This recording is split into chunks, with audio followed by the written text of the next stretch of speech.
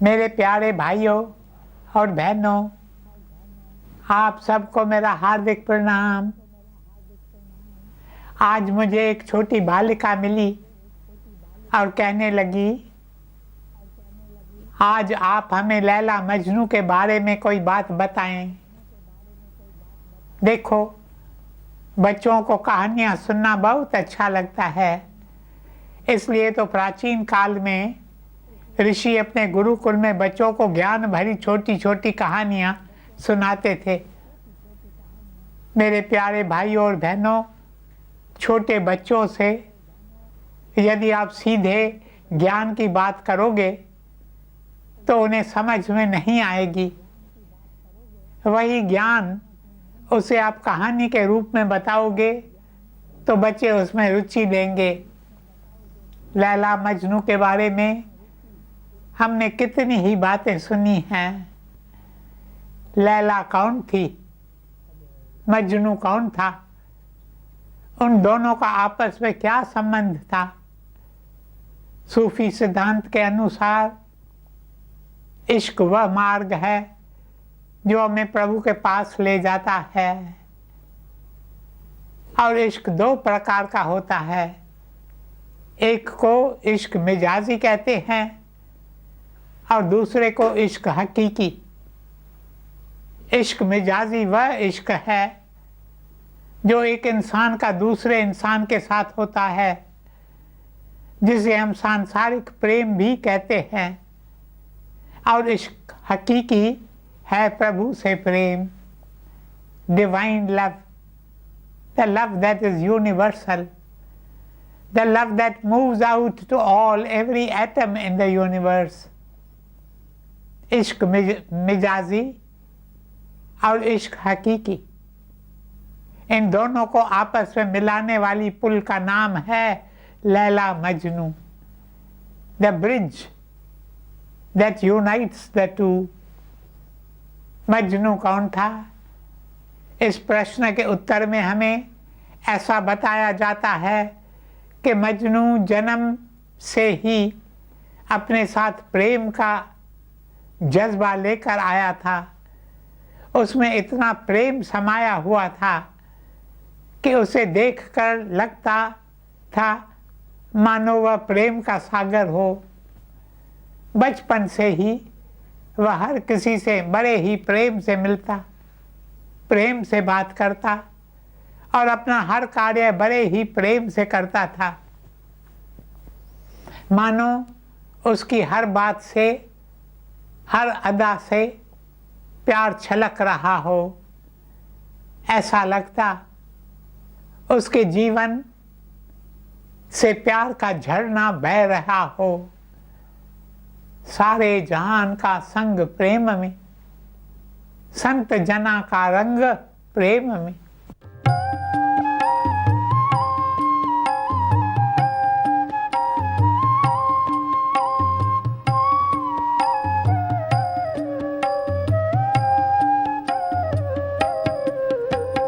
सारे जहां का संग प्रेम में, संत जना का रंग प्रेम में। सारे जहां का संग प्रेम में, संत जना का रंग प्रेम में।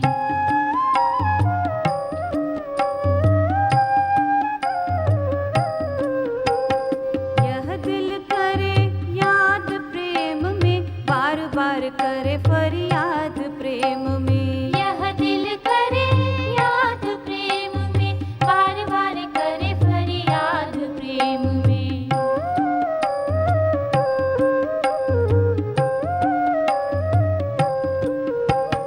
नूरी निमानी को निहार प्रेम में, पल पल करे पुकार प्रेम में। नूरी निमानी को निहार प्रेम में, पल पल करे पुकार प्रेम में।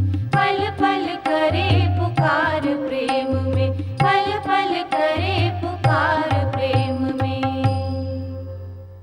मेरे प्रियजनों, बचपन में जब मजनू को पढ़ने के लिए पाठशाला भेजा जाता है, तब अपनी कक्षा में पहली पहली बार लैला को देखता है।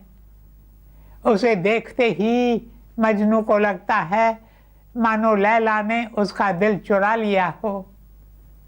उस दिन से वह हर रोज स्कूल के दरवाजे पर खड़ा होकर लैला के आने की राह देखता। जब तक वह लैला के दर्शन नहीं कर लेता तब तक वह स्कूल में प्रवेश नहीं करता था। फिर भले ही स्कूल की घंटी बज जाए, वह दरवाजे पर ही खड़ा होकर लैला के आने का इंतज़ार करता। कभी कभी लैला को स्कूल आने में देर हो जाती थी तो मजनू का दिल बेचैन हो जाता। वह स्वयं से कहता, आज लैला ने आने में देर क्यों की है? पता नहीं वो ठीक भी है या नहीं। कहीं वह रास्ते में गिर तो नहीं पड़ी, कहीं उसे चोट तो नहीं लगी। सारा समय उसका ध्यान लैला में रहता। कक्षा में 2 भाग होते थे। एक भाग में लड़कियां बैठती थीं और दूसरे भाग में लड़के बैठते थे। वह अपने कुर्सी पर बैठा सारा समय लैला को ही देखता रहता। मास्टर जी उसे बहुत समझाते कि मजनू, मैं जो पढ़ा रहा हूँ कुछ उसकी ओर भी तुम ध्यान दो। इस पर मजनू कहता, मैं बेबस हूँ, मैं क्या करूँ? मेरा तो सारा ध्यान लैला की ओर जा रहा है। मैं चाहता हूँ कि जो आप पढ़ा रहे हैं उस पर ध्यान दूँ, पर मैं क्या करूँ? मैं बेबस हूँ। मजनू की यह बात सुनकर सारी कक्षा में हंसी गूंज उठती और सभी विद्यार्थी उसका खूब मजाक उड़ाते। एक बार तो वे शरारती ऐसी शरारत करते हैं जिसके कारण मजनू को बहुत परेशानी होती है। क्लास में जिस स्थान पर हर रोज लैला बैठती थी उस स्थान पर शरारती विद्यार्थी एक दूसरी लड़की को बिठा देते हैं। अब जरा सोचो बेचारे मजनू का उस दिन क्या हाल हुआ होगा। वह बेचारा इधर उधर मुड़ मुड़ कर लैला को ढूंढने लगा। जब तक उसने लैला को देख नहीं लिया तब तक उसे आराम नहीं मिला। मास्टर जी क्लास में जब बच्चों से अल्लाह लिखने को कहते तो अन्य सभी बच्चे तो अल्लाह लिखते, पर मजनू अल्लाह के बजाय लैला लिखता था। मास्टर जी जब उसकी पुस्तक में अल्लाह की जगह लैला लिखा देखते तो उसे कहते, मजनू यह तुम क्या कर रहे हो? मजनू कहता, मेरी लैला ही मेरा अल्लाह है, मैं क्या करूं? मैं बेबस हूं, मुझे लैला के अलावा और कुछ भी नहीं सूझता। मास्टर जी ने देखा कि अब यह समझने वाला नहीं है तो उन्होंने उसके माता पिता को सूचित किया। इस बीच लैला को भी मजनू से प्यार हो जाता है। वह भी अपना दिल मजनू को दे डालती है। They both are crazy. They are intensely fond of each other. They pay no attention to their studies. दोनों एक दूसरे पर फिदा हो जाते हैं और इस हद तक एक दूसरे से प्रेम करने लगते हैं कि दोनों को इस एक दूसरे के अलावा और कुछ सूझता ही नहीं था। यहाँ तक कि वे दोनों अपनी पढ़ाई में भी ध्यान नहीं देते। सारा समय कक्षा में एक दूसरे की ओर देखते रहते। अब मास्टर जी लैला के माता पिता को भी सूचित करते हैं। मास्टर का संदेश पाते ही लैला के माता पिता स्कूल में आकर लैला को अपने साथ घर ले जाते हैं और वे लैला को अपने ही घर में बंदी बना देते हैं। उसे स्कूल भी नहीं भेजते। अब तो मजनू की हालत बहुत ख़राब हो जाती है। अब वह बेताब होकर पुकारता, लैला लैला तुम कहाँ हो। हर रोज वह स्कूल के दरवाजे के बाहर जाकर खड़ा हो जाता है, इसी उम्मीद से शायद आज लैला आ जाए। पर अफसोस लैला नहीं आती। स्कूल की घंटी बज जाती तो उसके साथी आकर कहते, चलो मास्टर जी तुम्हें बुला रहे हैं, और उसे ज़बरदस्ती पकड़कर कक्षा में ले जाते। कक्षा में जाने से पहले वह धरती से मिट्टी उठाकर अपने माथे पर लगाता, उसे चूमता है इस विचार से कि कभी इस धरती पर लैला ने अपने कदम रखे थे। मजनू की ऐसी हालत देखकर मास्टर जी मजनू के माता पिता को संदेश भेजते हैं कि आप मजनू को स्कूल भेजते हैं ताकि वह पढ़े लिखे, पर वह पढ़ाई में बिल्कुल भी ध्यान नहीं देता। उसे स्कूल भेजने से कोई फ़ायदा नहीं है। अब वह खुद तो पढ़ाई नहीं करता, उल्टा दूसरे लड़कों के पढ़ाई में भी विघ्न डालता है।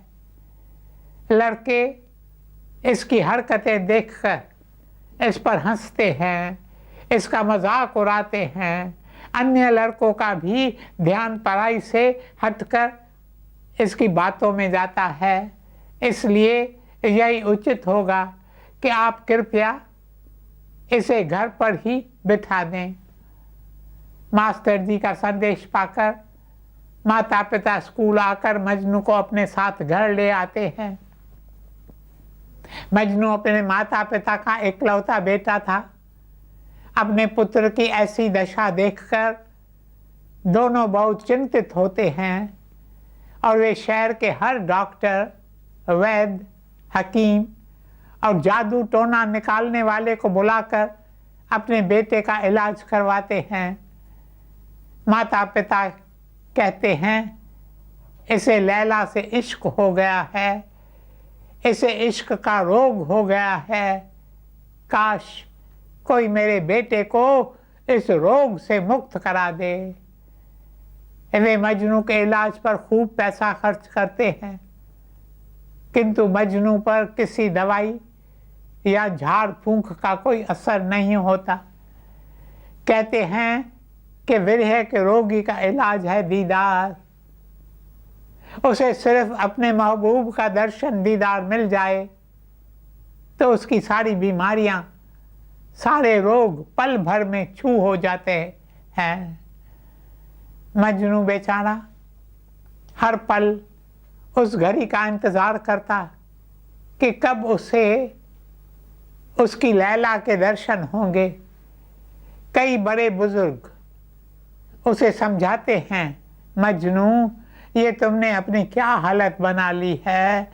हमने तो समझा था कि जिसके प्यार में तुम इतने दीवाने हो वह ज़रूर कोई खूबसूरत हूर होगी, किंतु हमने स्वयं अपने आँखों से देखा है कि लैला तो बहुत काली है। हम तुम्हें अच्छी सी सुंदर लड़की दिखाएंगे।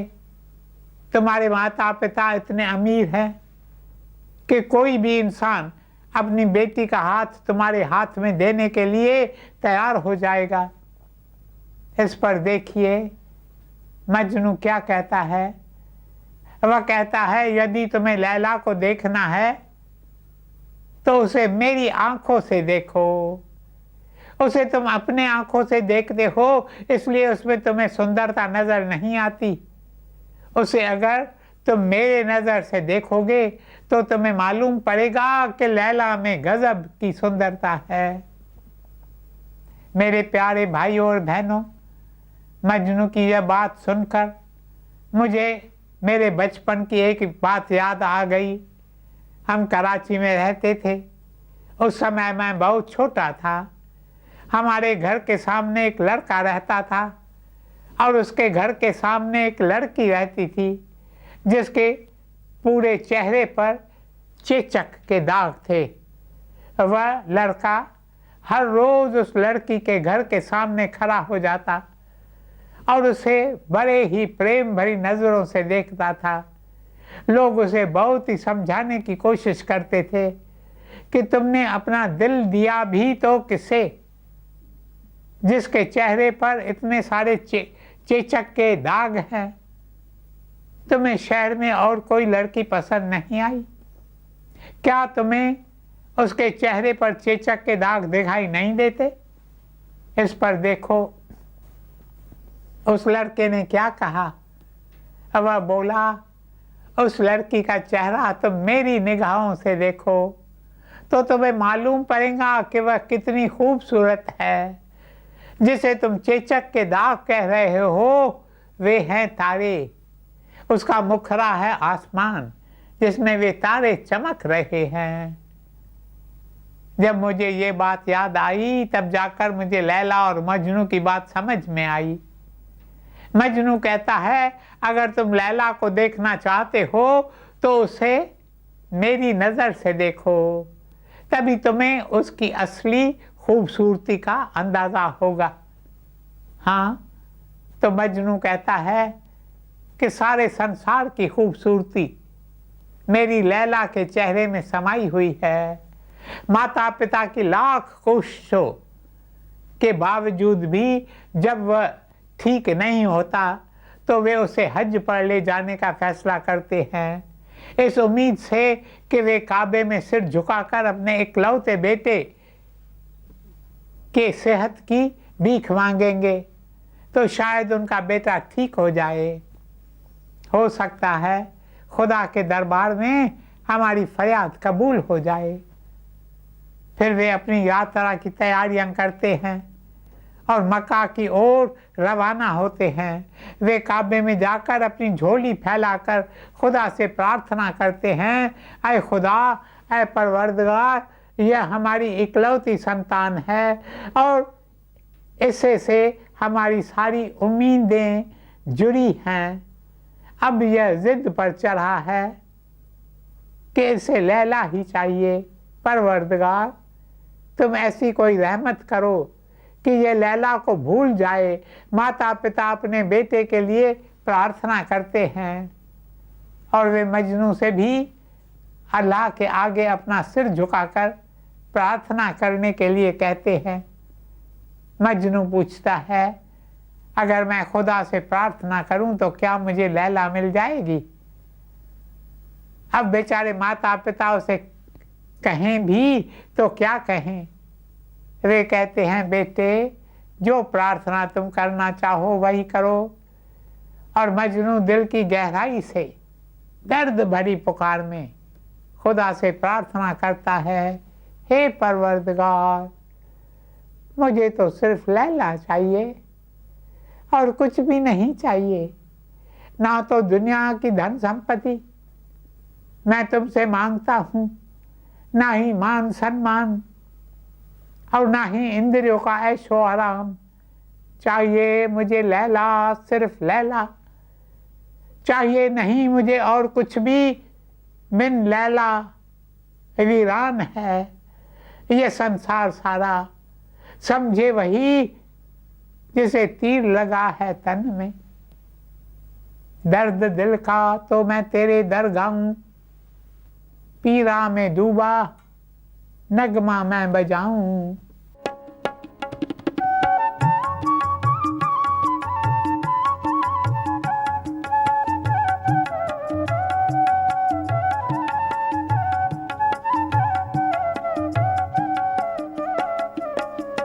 दर्द दिल का तो मैं तेरे दर गाऊं, पीड़ा में डूबा नगमा मैं तो बजाऊं।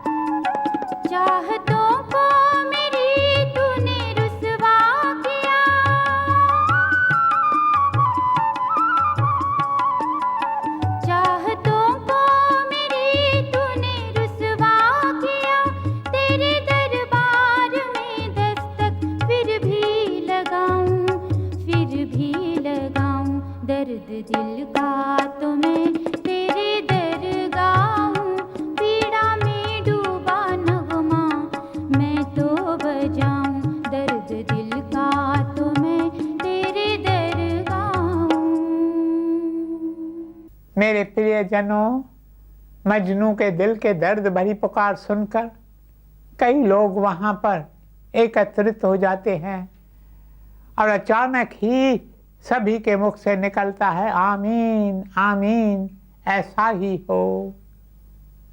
अब वे हज से अपने घर लौट आते हैं। माता पिता अपने बेटे की ऐसी दशा देखकर बहुत दुखी होते हैं। जब वे देखते हैं अब कोई भी रास्ता नहीं बचा है, तो वे लैला के माता पिता को संदेश भेजते हैं, हमने अपनी ओर से प्रयास किए हैं, जो कुछ भी हमारे बस में था वह सब हमने किया है, पर मजनू लैला को नहीं भुला पा रहा। अगर आप रजामंद हो तो लैला मजनू का विवाह कर दिया जाए। इधर लैला के माता पिता भी देख रहे थे कि लैला की हालत भी मजनू जैसी ही है। कहने को तो उन्होंने लैला को अपने ही घर में कैद कर रखा, पर उसके दिल से वे मजनू की याद को नहीं निकाल पाए थे। लैला भी मजनू की याद में तड़पती रहती थी। मजनू से बिछड़ने के गम में दिन ब दिन उसकी सेहत गिरती चली जा रही थी और वह बहुत कमज़ोर हो गई। उसकी बिगड़ती सेहत से माता पिता भी चिंतित रहने लगे। मेरे प्यारे भाइयों और बहनों, आगे क्या होता है उसकी चर्चा कल करेंगे। ओम शांति शांति शांति।